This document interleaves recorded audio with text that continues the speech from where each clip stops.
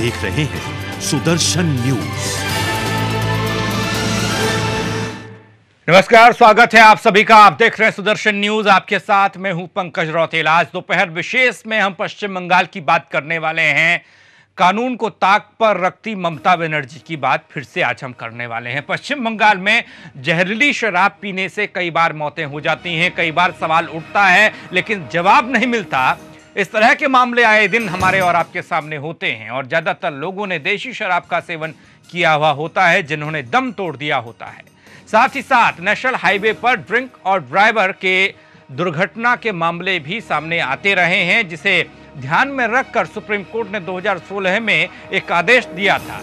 लेकिन ममता सरकार supreme court के उस आदेश की भी हवा निकालती हुई दिखाई दी है।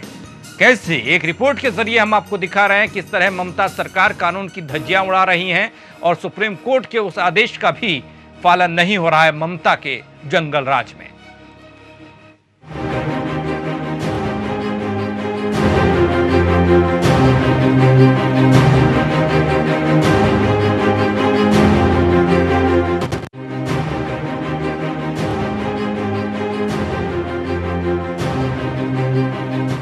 शराब को प्राथमिकता देती हुई ममता दीदी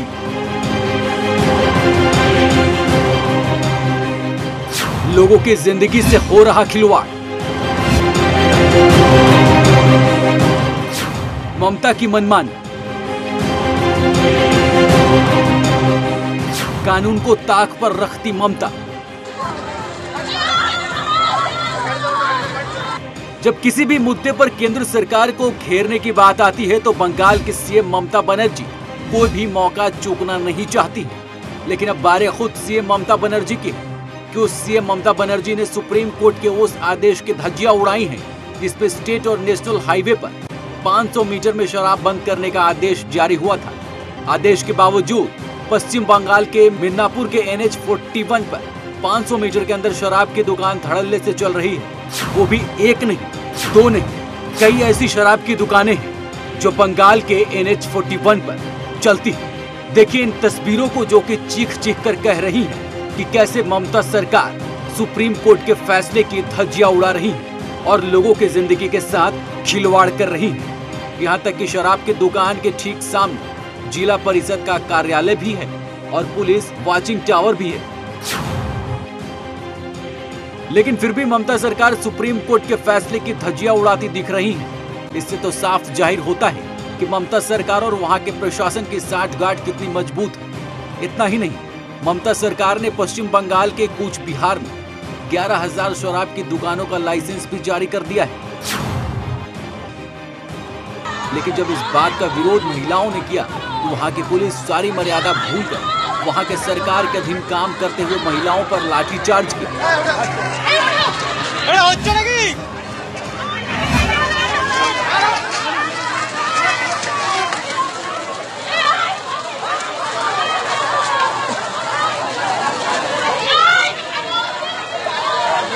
यहाँ तक कि महिलाओं को पकड़ कर पुलिस की गाड़ियों में भरकर जेल भी भेजा गया। किस तरह की मनमानी ममता सरकार कर रही है ये आपने देखा, लेकिन इस तरह की घटनाएं ये साबित करने के लिए काफ़ी है कि किस तरह और कैसे बंगाल में कानून को ताक पर रखा जाता है।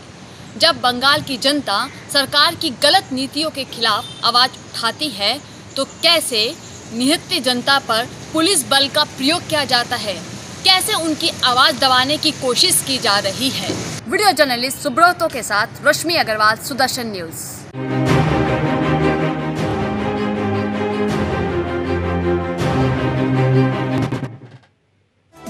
धनंजय पांडे जुड़ रहे हैं हमारे सहयोगी हमारे साथ इस खबर पर ज्यादा जानकारी लेकर। धनंजय, आपसे जानना चाहेंगे ममता राज कैसे जंगल राज में तब्दील हो गया? कानून का राज यहां पर है या नहीं? नेशनल हाईवे पर सुप्रीम कोर्ट के आदेश की परवाह किए बिना शराब की दुकानें चल रही हैं। आबकारी विभाग क्या कर रहा है, सरकार क्या कर रही है, मंत्रालय क्या कर रहा है, किस तरह की तस्वीर है, बताइएगा जरा। पंकज जी, मैं आपको बता दूं कि पश्चिम बंगाल में जब सुप्रीम कोर्ट ने ये नियम लागू किया था कि सुप्रीम कोर्ट ने कहा था कि नेशनल हाईवे के आसपास किनारों पर जो है शराब की दुकानें नहीं लगेंगी, नहीं लाइसेंस दिया जाएगा, लेकिन पश्चिम बंगाल सरकार ने उस जमाने में काफी चालाकी दिखाते हुए नेशनल हाईवे के नाम को ही बदल दिया था और नेशनल हाईवे के नाम को बदल के स्टेट हाईवे नाम रख दिया गया। उसके बाद जरूर 10, 12, 15 दिनों तक शराब की दुकानें नहीं चली, बंद रही, लेकिन उसके बाद से सारे नेशनल हाईवे किनारे अब वो स्टेट हाईवे बन चुके हैं और उनके किनारे जो है शराब की दुकानें धड़ल्ले से चल रही हैं।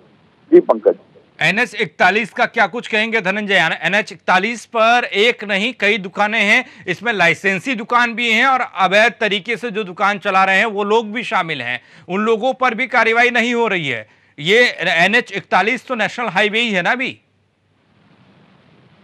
पंकज, मैं आपको एक बात बता दूं कि पश्चिम बंगाल में कानून का राज नहीं रह गया है, ये बिल्कुल स्पष्ट रूप से लोगों को समझ लेना होगा। और यहाँ पे अवैध कारोबार जो है फल फूल रहा है, गुंडों माफियाओं का राज चल रहा है। सुप्रीम कोर्ट क्या बोलता है, केंद्र सरकार क्या बोलती है, इससे कोई मतलब नहीं है। यहाँ पे बस मनमानी चलती है, सिंडिकेट का राज चलता है और जो भी अवैध दुकानें यदि चल रही हैं तो वहाँ निश्चित रूप से ही तृणमूल कांग्रेस के आकाओं के इशारे पर ही चल रही होंगी। जी पंकज, बने रहिए आप हमारे साथ। गौतम चौधरी साहब जुड़ रहे हैं बीजेपी से हमारे साथ इस पर बात करने के लिए। चौधरी जी, स्वागत है आपका।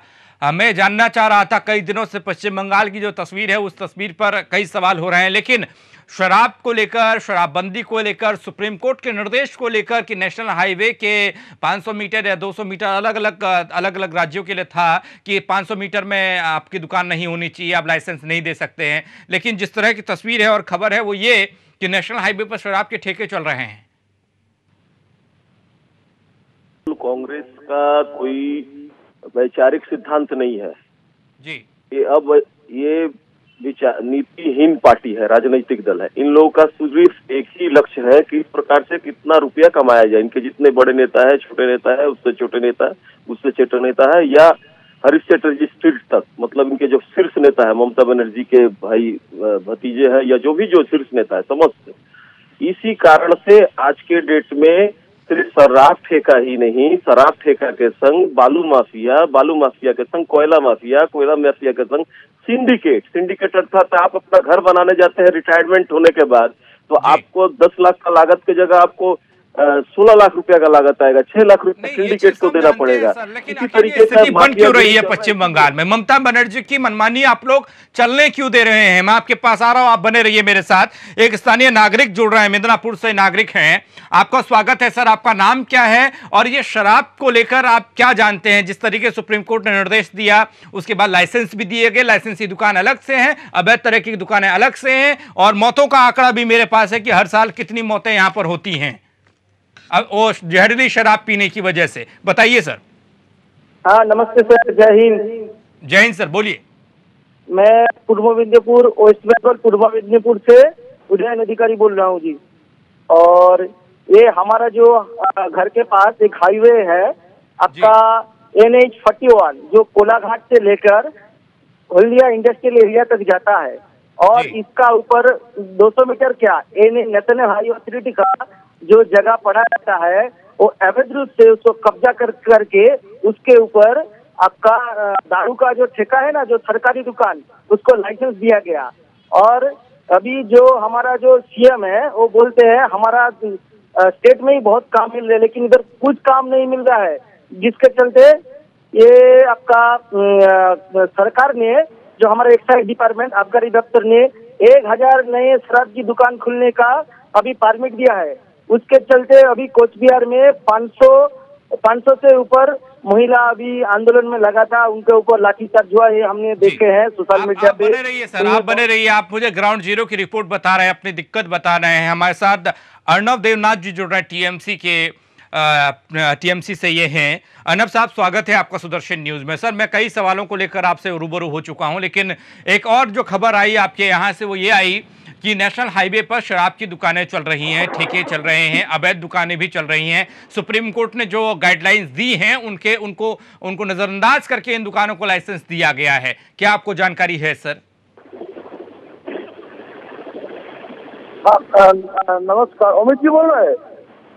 पंकज रौतेला बोल रहा हूँ सर, सुदर्शन न्यूज से। पंकज सर, हाँ हाँ, जो आप लोग जो बीजेपी जो आरोप लगा रहा है कि NH 41 का बगल में शराब खाना है हर जगह में, ठीक है बंगाल में। लेकिन हम बोल रहा है जो उधर में, ये तो हमको पता नहीं है जो आप बोल रहे हैं जो खाना है, जब होगी कि उधर में, तब उधर में जो प्रशासन है हम लोगों का, उसमें क्यों कंप्लेन नहीं कर रहा है जो लोकल लोग है? जानते हैं कि सुप्रीम कोर्ट ने क्या कहा है, नेशनल हाईवे के इर्द गिर्द कितने मीटर तक शराब की दुकान नहीं होनी चाहिए? ना ये तो ठीक है, जो बात किया है सुप्रीम कोर्ट ने, वो हम लोग का सरकार भी आइन किया है। तो आपने कभी NH 41 पर जाकर देखा?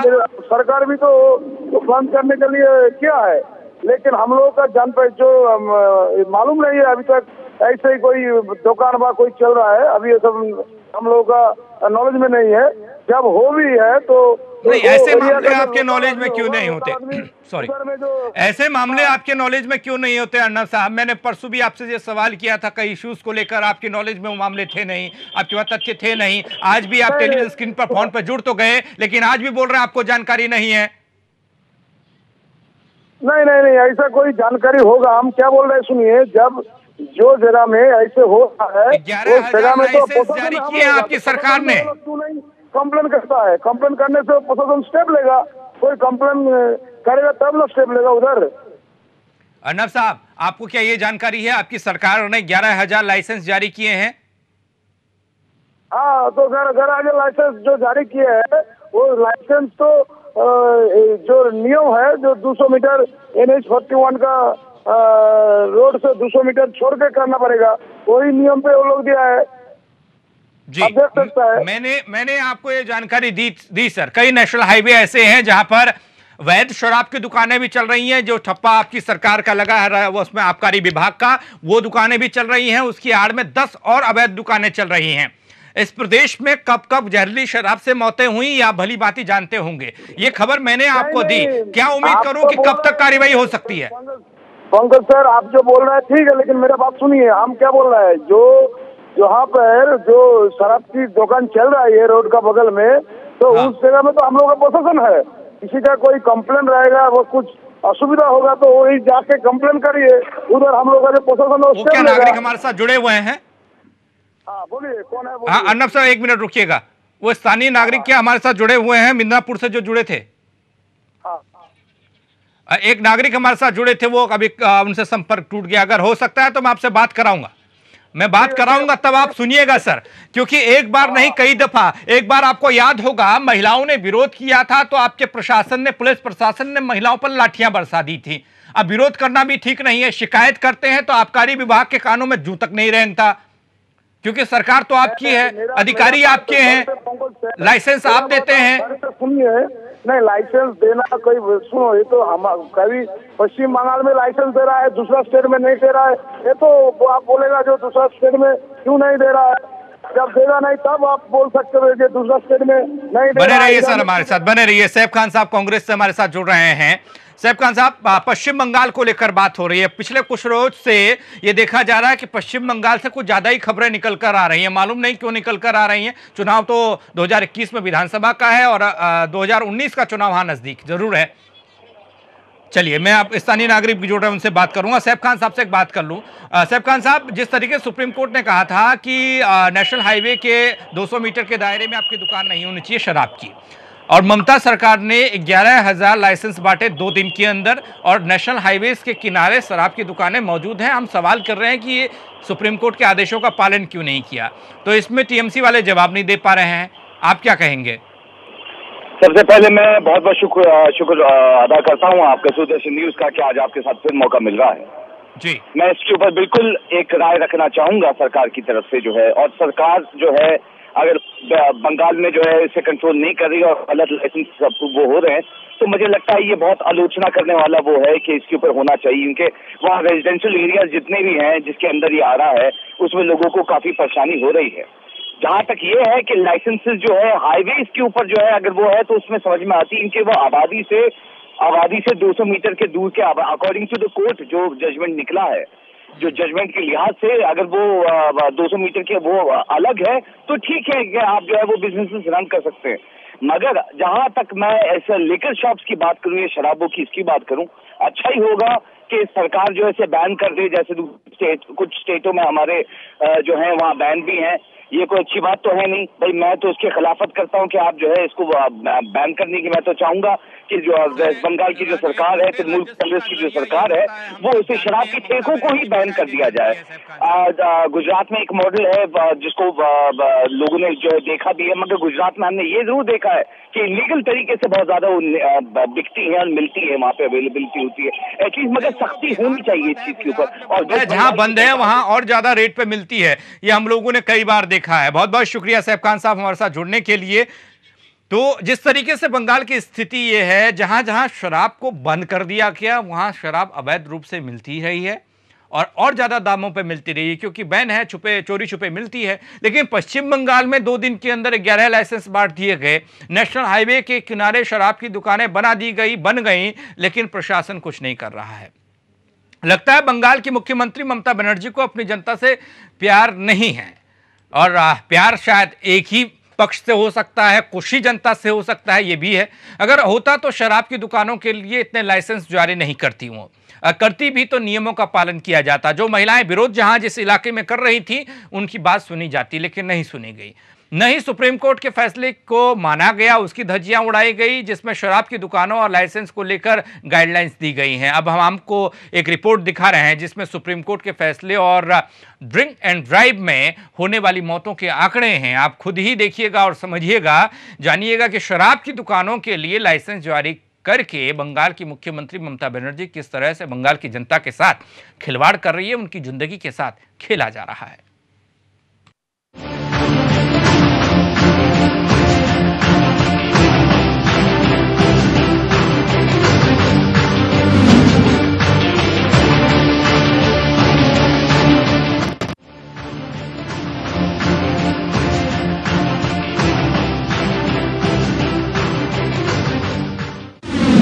मत करो इतनी मस्ती, जिंदगी नहीं है सस्ती। जो सुरक्षा से दोस्ती तोड़ेगा वह एक दिन दुनिया भी छोड़ेगा। नशे में भूल कर भी ना करे ड्राइव। ड्रिंक और ड्राइव खतरनाक है। ड्रिंक और ड्राइव कितना खतरनाक है ये बात किसी को बताने या समझाने की जरूरत नहीं। ड्रिंक और ड्राइव की वजह से होने वाली दुर्घटना कम से कम हो, इसके लिए 2016 में सुप्रीम कोर्ट ने एक बड़ा फैसला दिया था। उस समय के chief justice of India T.S.. Thakur की अगुवाई वाले बेंच ने देश के सारे हाईवे पर शराब की बिक्री पर रोक लगा दी थी। कोर्ट ने अपने फैसले में कहा था कि सभी राज्य में नेशनल हाईवे पर या उसके आसपास पड़ने वाली शराब की दुकानों के लाइसेंस खत्म कर दिए जाएंगे। कोर्ट ने यह भी कहा था नेशनल और स्टेट हाईवे पर शराब की दुकानें नहीं होंगी। 500 मीटर तक शराब की दुकानें नहीं खोली जाएंगी। 31 मार्च 2017 तक चलेंगी पुरानी दुकानें। राजमार्गों के किनारे लगे विज्ञापन भी हटाए जाए। आदेश के पालन की निगरानी राज्य के मुख्य सचिव और डीजीपी करेंगे। जब तक लाइसेंस डेट वैलिड है तब तक की शराब बेची जाएगी, लेकिन उसके बाद लाइसेंस का रिन्यूअल नहीं होगा। नेशनल और स्टेट हाईवे पर शराब की दुकानें 1 अप्रैल 2017 तक हटाई जाए। शराब की दुकानों के लाइसेंस 31 मार्च 2017 के बाद रिन्यूअल नहीं होंगे। वहीं सड़क परिवहन राजमार्ग मंत्रालय ने 5 साल के आंकड़े के आधार पर सड़क दुर्घटना की एक रिपोर्ट जारी की थी, जिसके मुताबिक सड़क परिवहन और राजमार्ग मंत्रालय की रिपोर्ट। इस रिपोर्ट में ड्रिंक और ड्राइव के कारण हुए हादसों और मौतों की लिस्ट में मध्य प्रदेश सबसे ऊपर है। रिपोर्ट के मुताबिक साल 2010 से 14 तक 21,325 लोगों की मौत हो गई। इस लिस्ट में दूसरे नंबर पर उत्तर प्रदेश है, जहां 14,550 लोगों की मौत हुई। लेकिन सुप्रीम कोर्ट के फैसले के बाद ये आंकड़े 50% तक कम हो गए हैं। इन आंकड़ों को देखने के बाद तो लगता है पश्चिम बंगाल की सीएम ममता बनर्जी को बंगाल की जनता से कोई लगाव ही नहीं है, क्योंकि अगर लगाव होता तो वो इस तरह से सुप्रीम कोर्ट के फैसले की धज्जियां नहीं उड़ाती और ना ही लाइसेंस जारी करती। क्योंकि अगर कोई भी ड्रिंक करके गाड़ियां चलाता है तो दुर्घटना के चांसेस ज्यादा होते हैं। वीडियो जर्नलिस्ट सुब्रतो के साथ रश्मि अग्रवाल, सुदर्शन न्यूज।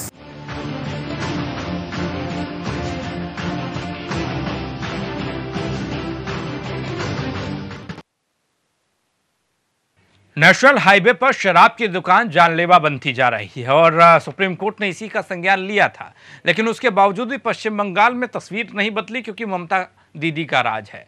हालांकि इस राज को बहुत बेहतर बताया जाता था कुछ साल पहले तक, जिस तरह से टीएमसी बोलती थी वो पश्चिम बंगाल के लिए जिस तरह काम कर रही है, लेकिन अब लगता है कि टीएमसी को, सरकार को, ममता बनर्जी को जनता से कोई लेना देना है नहीं। वोट बैंक की राजनीति और राजस्व की कमाई के लिए शराब की दुकानों को लाइसेंस दिए जा रहे हैं। एक स्थानीय निवासी हमारे साथ जुड़े हुए हैं मिदनापुर से। सर, मैं आपके पास आ रहा हूं। मैं जानना चाह रहा सीधे तौर पर, क्या आपने आबकारी विभाग से शिकायत की, किसी जिम्मेदार से शिकायत की इस मामले पर? सर, क्या आप मुझसे पूछ रहे हैं? बिल्कुल बिल्कुल, स्थानीय आप हैं, दिक्कत आपको हो रही है सर। आपने खबर हम तक पहुंचाई है और हम उन जिम्मेदारों तक पहुंचाना चाहते हैं, उनके कानों तक। हाँ सर, आपको क्या बताए, अभी मेरा गांव के पास एक शराब का दुकान था, उधर शराब पी के गाँव के अंदर ही लड़की लोगों को छेड़ रहा था।